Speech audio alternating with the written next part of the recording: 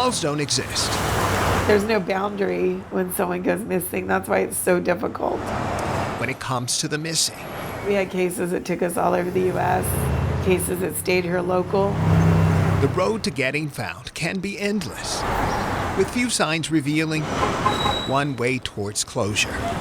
I treated it as if it were my child missing. Dottie Laster was the last executive director of the Heidi Search Center in San Antonio. It was a nonprofit at the nucleus of trying to bring the missing home. Every phone call was an urgent matter. Every phone call was some parent begging for help for their child. Lack of funding closed the center down in 2018, but Laster's passion for the search remains alive. Our children aren't safe, and we need organizations like this. It's something that you don't know you need until you don't have it. She recalls loved ones desperate to get the faces of the missing up in effective locations. The center would provide hundreds of flyers at no cost, trying to make the unseen visible. I think people don't often understand that when your child is missing, that's not, oh, well, at least they're not dead. Some people actually say that. It's actually worse because there is no peace. No child is immune.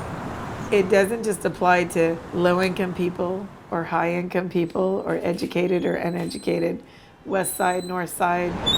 Our cases came from everywhere. On playgrounds, skate parks, and especially on cell phones and the internet. I still spend a lot of time rescuing teens and young adults who had started with someone that said hi online, and now they're gone. Laster says parents have to be intrusive. You cannot parent with privacy. You cannot say, my kid will tell me about this. You cannot trust your parenting to save them. She says you fence yourself in by not knowing.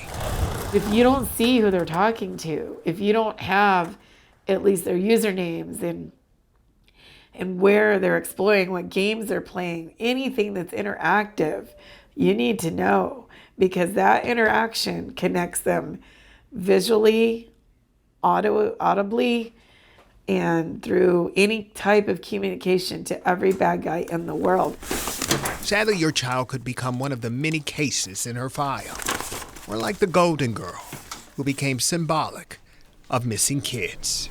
It's the hardest work I've ever done. Marvin Hurst, KENS 5.